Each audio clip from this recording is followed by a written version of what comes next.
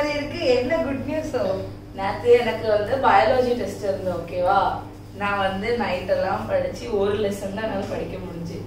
எவ்வளவு பெரிய பெரிய லெசன் இருக்கு. அப்போ ஒரு லெசன் தான் படிக்க முடிஞ்சு. காலையில வர டெஸ்ட். நான் சரி ஒரு லெசன் படிச்ச நம்பிக்கையில எப்படியாவது பாஸ் ஆயிடும்னு போயிட்டேன். கரெக்டா சார் என் முன்னாடி டாப்பரை உட்கார வச்சுட்டாவ. அடிச்சே பாரு காப்பி. அவளுக்கு ஒரே ஒரு ஆன்சர் தெரியாது. அந்த ஒரு ஆன்சர் எனக்கு தெரியும். அவளோட நிறைய மார்க் எடுத்துட்டேன். பாத்தியா? இப்போ எதுக்கு இந்த கதைக்கு நீ இவ்வளவு சந்தோஷப்படுறியோ? பிறகு டாப்பரோட அதிகமா மார்க் எடுத்துருக்க எவ்வளவு பெருமை. சரி, இப்ப இவ்வளோ பெருசா கதை சொன்னியே, இந்த கதையில எங்கேயாவது இத்தினூண்டு உண்மையாவது வந்துச்சா? இல்லையே. டாபிக்கை என்னைக்கும் பார்க்க கூடாது. இவ்வளோ இது சொல்றியே, நீ இவ்வளோ கஷ்டப்பட்டு காப்பி பண்ணி ஏமாத்து வேலை பண்ணி இவ்வளோ பண்ணதுக்கு நீ அந்த உண்மையா படிச்ச அந்த ஒரு லெசனை படிச்சு டெஸ்ட் எழுதியிருந்தா கூட ஏசப்பா அவன் மேல பிரியமா இருந்திருப்பாங்க. என்ன பிள்ளைகளா, நீங்களும் விண்ணொலின் அக்கா மாதிரி இப்படி உண்மையா இல்லாம இருக்கீங்களா? அப்போ இந்த சண்டே கிளாஸ் உங்களுக்காக தான். Welcome to RPTM Sunday class. இன்னைக்கு நம்மளோட டாபிக் உண்மையாயிரு. எல்லாரும் கையை கூப்பிங்க. ஏசப்பா சோத்திரம் ஆண்டவரே, ஆண்டவரே சோத்திரம் பாப்பா. அந்த நேரத்து சமூகத்தில் நீங்கப்பா நன்றி ஆண்டவரே. அப்பா எனக்கு வந்து டாபிக் உண்மையா இது ஆண்டவர். ஆண்டவரே சோத்திரம் ஆண்டவர். இது பார்க்க நிறைய பிள்ளைங்க உண்மையா இருக்கணும் ஆண்டவரே. அப்பா அவங்க நாவங்களை நீங்க பாதுகாத்து கொள்வீராக ஆண்டவரே. ஆண்டவரே சோத்திரம் ஆண்டவர். ஒவ்வொரு செக்ஷனை நீங்க பிளஸ் பண்ணி தாங்கப்பா. அப்பா சோத்திரம் அப்பா. பாட்டு தந்து இன்னைக்கு பாட்டுல எங்கிட்ட பேசுவீராக ஆண்டவரே. ஆண்டவரே பப்பட்டில் எங்கிட்ட பேசுவீராக. வசனம் மூலியமா எங்கிட்ட பேசுவீராக ஆண்டவரே. ஆண்டவரே சோத்திரம் பையன் ஜெபத்து கேட்டு அனுப்புவாங்க. ஆமென்.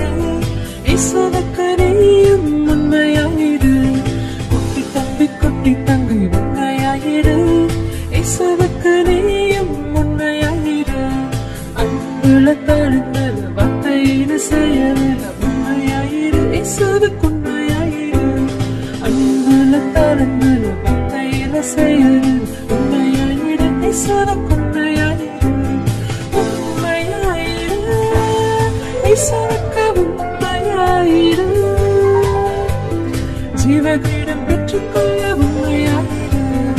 இசுவோடு இன்னும் வாழ உண்மையாயிரு.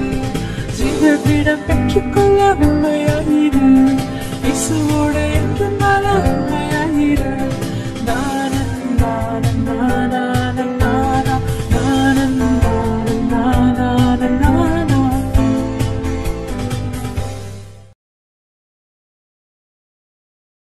என்ன குட்டீஸ், கதை கேட்க ரொம்ப ஆர்வமா இருக்கிற மாதிரி இருக்கு. எல்லாம் ரெடியா உட்கார்ந்துருக்கீங்களா? சரி சரி, எல்லாம் கவனமா கேளுங்க. சரியா? அக்கா ஒரு சின்ன கதை இன்னைக்கு உங்களுக்கு சொல்றேன். கவனமா நீங்க எல்லாரும் கேட்கணும். சரியா? இது உங்களுக்கு ரொம்ப பிரயோஜனமா இருக்கும். சரி குட்டீஸ், இப்போ ஒரு ஒரு ஊர்ல வந்து ஒரு 2 ஃப்ரெண்ட்ஸ் இருந்தாங்க. சரியா? ரவி அப்புறம் இன்னொருத்த பேரு மணி. சரியா? உங்க ரவியும் மணியும் சின்ன பிள்ளைங்கள இருந்து பக்கத்து வீடு தான். இந்த வீடு மணி வீடுனா, இந்த வீடு ரவி வீடு. சரியா? 2 பேரும் பக்கத்து வீடு தான். 2 பேரும் ரொம்ப ஃப்ரெண்ட்ஸ். 2 பேரும் ஒன்னாதான் ஸ்கூலுக்கு போவாங்க, டெய்லி விளையாடுவாங்க, டியூஷனும் ஒன்னாதான் போவாங்க. அப்படி காலங்கள் போச்சு. 2 பேரும் நல்லா சந்தோஷமா ஜாலியா என்ஜாய் பண்ணாங்க. சரியா? அதே மாதிரிதான் 2 பேரும் சர்ச்சுக்கு போவாங்க, சண்டே கிளாஸ் போவாங்க, வசனம் கேட்பாங்க, வசனம் படிச்சாங்க. எல்லாத்துலயுமே 2 பேரும் நல்ல முதன்மையா வந்தாங்க. சரியா குட்டீஸ்? இப்படியே நாட்கள் போச்சு.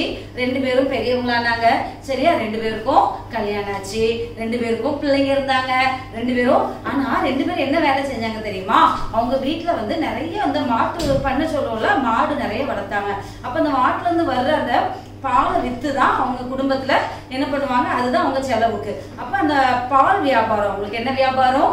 பால் வியாபாரம். இப்ப 2 பேருமே என்ன பண்ணுவாங்கன்னா சேம் அதே தொழில் தான். 2 பேருமே பால் வியாபாரம் பண்ண போவாங்க. சரியா?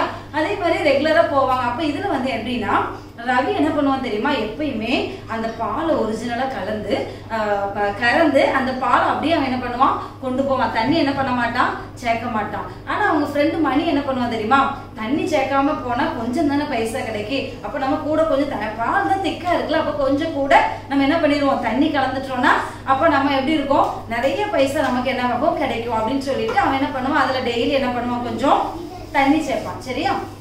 அப்ப இதே மாதிரி அவங்க வியாபாரம் போய்கிட்டே இருக்கு. போக போக நிறைய பேர் என்ன பண்ண ஆரம்பிச்சிட்டாங்க அப்படின்னா, என்னைக்காவது ஒரு நாள் இப்போ வந்து மணி வரல, அப்ப ரவி வந்தாலும் அவன்கிட்ட வாங்குவாங்க. அப்ப என்ன ஆயிட்டு அப்படின்னா, ரவிகிட்ட வாங்குற பால் வந்து நல்லா திக்கா இருக்கு, நல்லா இருக்கு. ஆனா மணிகிட்ட வாங்குற பால் ரொம்ப தண்ணியா இருக்கு அப்படின்னு சொல்லி மக்களுக்கு தெரிஞ்சதுனால நிறைய பேர் என்ன யோசிச்சாங்க அப்படின்னா, ரவிகிட்ட தான் வாங்க ஆரம்பிச்சாங்க. அப்ப நிறைய பேர் ரவிகிட்ட வாங்க ஆரம்பிச்சாங்க. வாங்க ஆரம்பிச்ச உடனே அவனுக்கு நல்லா வருமானம் வர ஆரம்பிச்சது, ஆண்டவர் அவனை உயர்த்த ஆரம்பிச்சாரு. ஆனா மணி என்ன பண்ணிட்டான், அந்த தண்ணி கலந்த அந்த ஒரு பேராசை, அந்த ஒரு உண்மைத்துவம் இல்ல அவனுக்கு வந்து, அது வந்து அவனுக்கு ஒரு தப்பாவே தெரியல. அவன் பாட்டுல தண்ணி கலந்தே வித்துட்டு இருந்தான். அப்ப அவனுக்கு வந்து வர வர என்ன ஆயிட்டு அப்படின்னா, நிறைய கஸ்டமர்ஸ் குறைஞ்சிட்டாங்களே, இப்ப நம்மகிட்ட கம்மியா தான் வாங்குறாங்க, யார் பார்த்தாலும் ரவியை தான் புகழ்றாங்க, ரவி கொண்டு போற அந்த பால் தான் ரொம்ப நல்லா இருக்கு, அது இது அவன் காது கேட்க நிறைய பேர் சொல்லியிருப்பாங்க. அப்ப அதை கேட்டு அவனுக்கு வந்து ஒரு எரிச்சல் ஆகும்.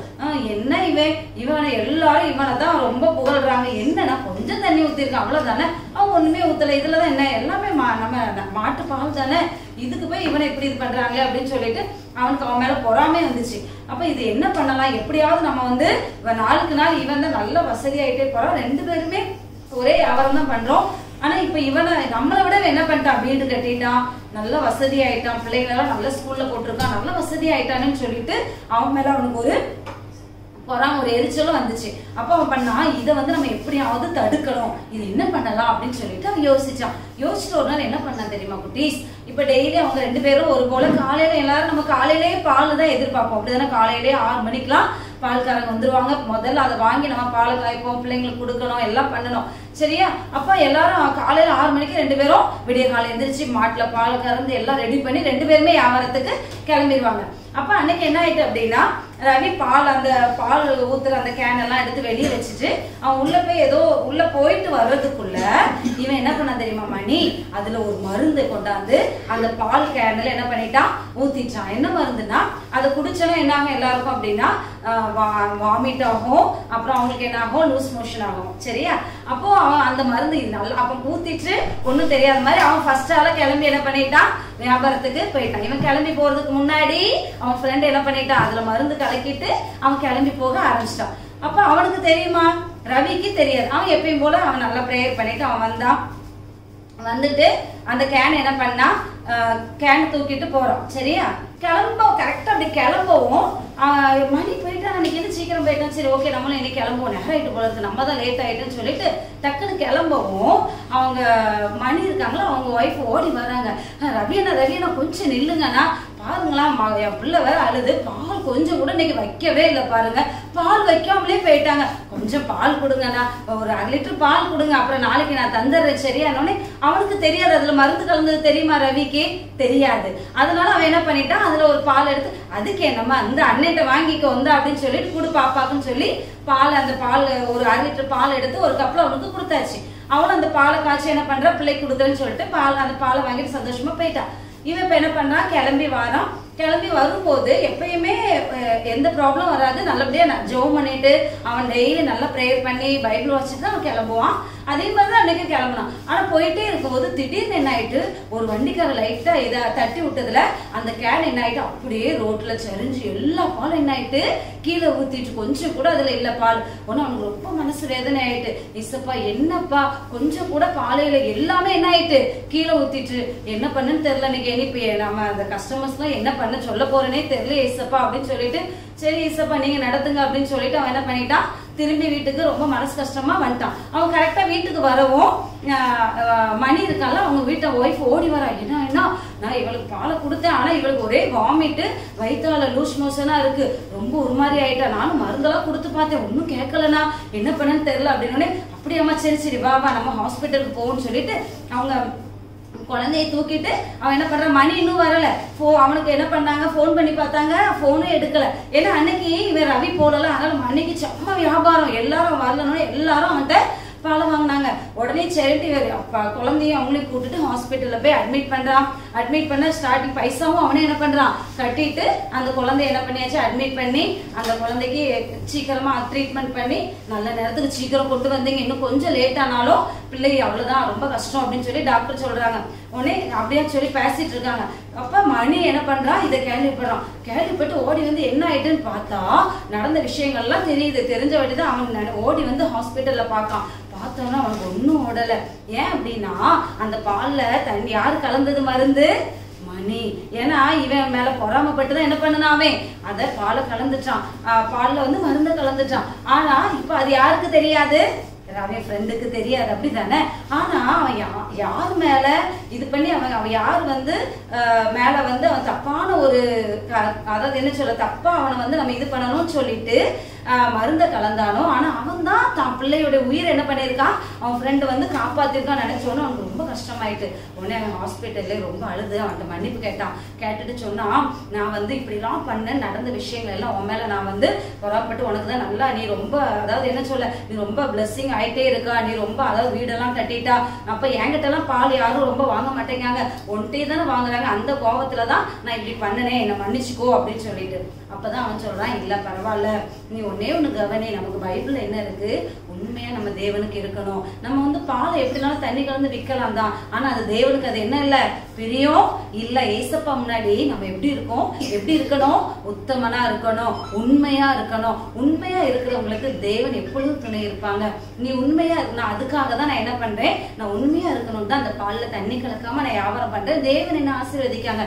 நீயும் அதே மாதிரி பண்ணி பாரு, தேவன் கண்டிப்பா உன்னை என்ன பண்ணுவாரு ஆசீர்வதிப்பாரு. சரியா நீ இப்படி பண்ணது நான் மனதார உன்னை நான் மன்னிக்கிறேன். அதனால அதை பத்தி நீ எதுவுமே என்ன பண்ணாத நினைக்கவே நினைக்காத. நம்ம எப்பயும் போல ஃப்ரெண்ட்ஸா இருக்கணும், எப்பயும் ஏசப்பாக்கு உண்மையா இருக்கணும். சரியா உண்மையுள்ள மனுஷன் பரிபூர்ண ஆசீர்வாதங்களை பெறுவான் அப்படின்னு கூட பைபிள்ல வசனம் இருக்குல்ல அப்படின்னு சொல்லி அந்த வசனத்தை அவன்கிட்ட சொல்றான். உடனே அவனுக்கும் ரொம்ப சந்தோஷம். இப்ப ரெண்டு பேரும் ரொம்ப சந்தோஷமா நம்ம கண்டிப்பா நம்ம உண்மையா இருக்கணும். தேவன் அப்பதான் நம்ம என்ன பண்ண முடியும் தேவனிடம் இருந்து பரிபூர்ண ஆசீர்வாதத்தை நம்ம பெற முடியும் அப்படின்னு ரெண்டு பேரும் ரொம்ப சந்தோஷமா எல்லாரும் வீட்டுக்கு திரும்பி வராங்க. என்ன குட்டீஸ் புரிஞ்சிச்சா கதை? உண்மையாலுமே அப்படிதானே நம்ம வாழ்க்கையில நம்ம உண்மையா இருக்கும்போது தேவனுக்கு ரொம்ப பிடிக்கும். ஆண்டவர் சொல்றாரு மோசே என் வீட்டில் எங்கும் உண்மையுள்ளவனா இருந்தான் அப்படின்னு சொல்றாரு ஏசப்பா.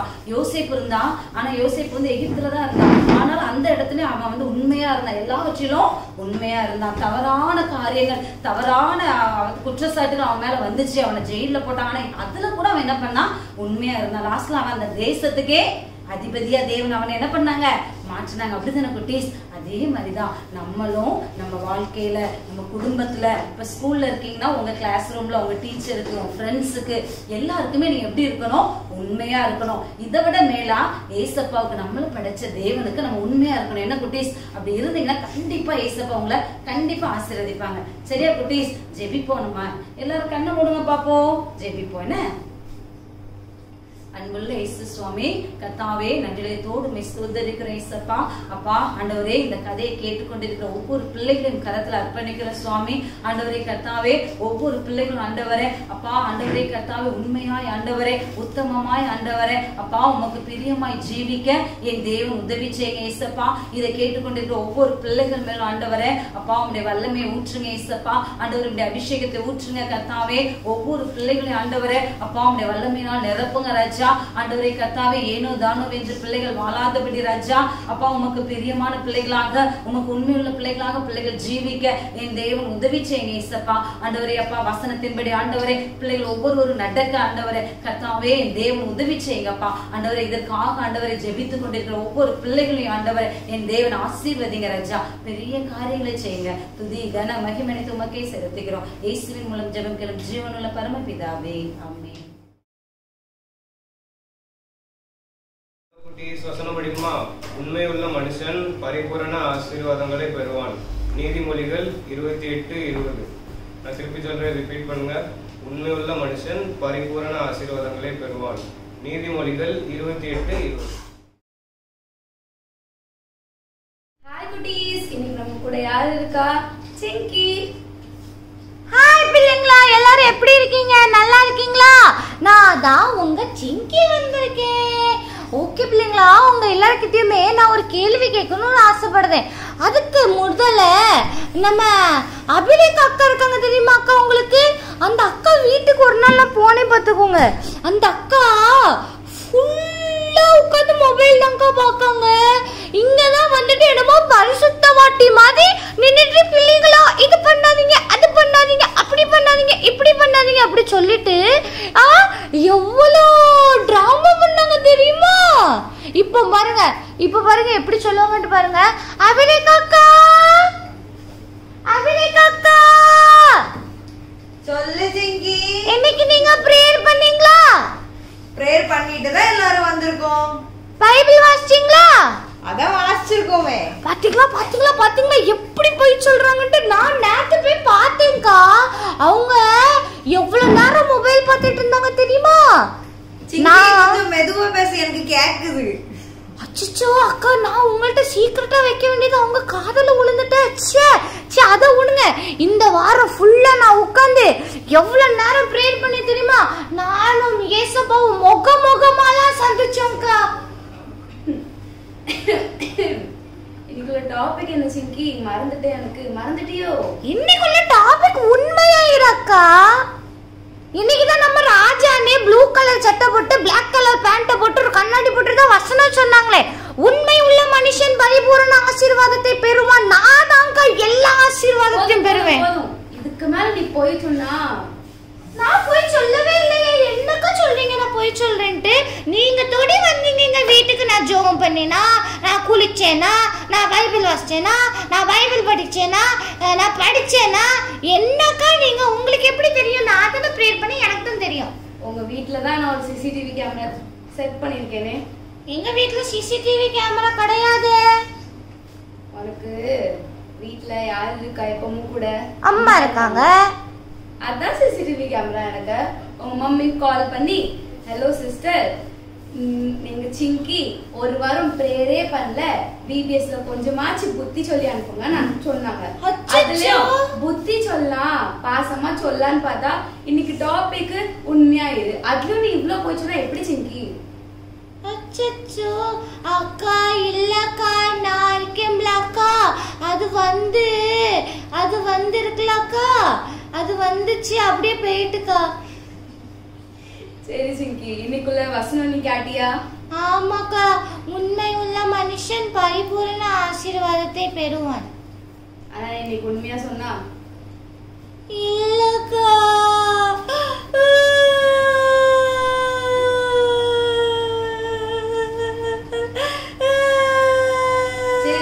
சரிம்மா, இப்ப நீ ஏஸ்பாட மன்னிப்பு கேட்டு மன திரும்பிட்டனா ஏஸ்பாட மன்னிச்சிருவாங்க. ஏசப்பா என்ன மன்னிச்சிருவாங்களாக்கா? ஆமா சிங்கி, நான் ஏசப்பா ஊழியம் பண்றேன்னு சொல்லிட்டு இந்த ஒரு வாரம் ஃபுல்லா பிரேயர் பண்ணனே, பைபிள் படிச்சு அப்படியே சொல்லிட்டு பீட்டர் விட்டுட்டேனேக்கா. சரி, இப்போ நீ ஏஸ்பாட மன்னிப்பு கேளு, அதுக்கப்புறம் நம்ம பிள்ளைகளுக்கு சொல்லு. ஓகே ஓகே அக்கா. ஒரு நிமிஷம் நான் கண்ண முடிக்கிறேன், கை கூப்பிடுறேன். சோத்ரம் ஏசப்பா, ஏசப்பா நான் உங்களுக்கு விரோதமா போய் சொல்லிட்டேன் ஏசப்பா. ஏசப்பா நான் போய் சொல்ல மாட்டேன் ஏசப்பா. என் உயிரே போனாலும் ஏசப்பா, எனக்கு என்ன ஆனாலும் பிரச்சனை இல்லை ஏசப்பா. நான் எங்க போய் சொல்ல மாட்டேன் ஏசப்பா, என்ன மன்னிச்சிருக்கேன் ஏசப்பா. அக்கா பிரேயர் பண்ணிட்டு இருக்கும் போதுதான்க்கா எனக்கு இப்போ ஒரு வசனம் ஞாபகம் வந்துச்சு. பாவத்தை மறைக்கிறவன் வாழ்வடைய மாட்டான், அவைகளை அறிக்கை செய்து விட்டு விடுகிறவனோ இரக்கம் பெறுவான். நான் அதனால இப்ப ஏசப்பா கிட்ட நான் பாவம் பண்ணது உங்க முன்னாடி பிள்ளைங்க முன்னாடி ஏசப்பாக்கு சாட்சியா நான் வந்து இப்போ அறிக்கைக்கிட்டேன். அதனால என் பாவம் மன்னிக்கப்பட்டுட்டுக்கா. அதே மாதிரிதான் பிள்ளைங்க, உங்களுக்கு இப்போ நாங்க என்ன சொல்லணும், ஒருவேளை நீங்க இந்த மாதிரி உண்மை இல்லாம உங்க அம்மா கிட்டயோ உங்க ஃப்ரெண்ட்ஸ் கிட்டயோ உங்க கிராண்ட் பேரண்ட்ஸ் கிட்டயோ உங்க கிராண்ட்பா கிட்டயோ யாருக்கிட்ட நீங்க எப்படி இருந்தாலும், உங்க சர்ச் பாஸ்டர் கிட்டயோ யாருக்கிட்ட நீங்க எப்படி இருந்தாலும், ஒருவேளை நீங்க வந்து இந்த நான் பண்ண மாதிரி நீங்க அப்படி பண்ணீங்கன்னா இப்பவுமே நீங்க அறிக்கைட்டு ஏசப்பா கிட்ட நீங்க ஜோம் பண்ணி நீங்க உங்க பாவத்தை எல்லாத்தையுமே நீங்க சொல்லிட்டீங்கன்னா ஏசப்பா உங்களை வந்து அப்படியே அவங்களோட பரிசுத்த ரத்தத்தால கழுவி உங்க பாவத்தை மன்னிச்சிருவாங்க.